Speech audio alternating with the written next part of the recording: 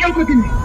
ಅಭಯಾರಣ್ಯ ಉಳಿಸು, ಪ್ರಾಣಿಗಳನ್ನ ಉಳಿಸು, ಜಲಚರಗಳನ್ನ ಉಳಿಸು.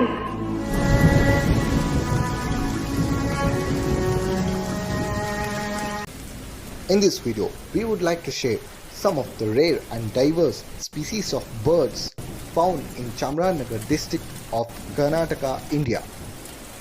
Here are some of the photo clips of birds spotted. The white-breasted kingfisher, the red-wattled lapwing, partial albino hoopoe, the rosy starling, the Asian paradise flycatcher, the whiskered tern, the Malabar lark, the Eurasian blackbird, the Indian moran, the sunbird, the baya weaver, the common tailor bird, the jungle myna, the orange-headed ground thrush, the oriental fantail, the Indian silverbill,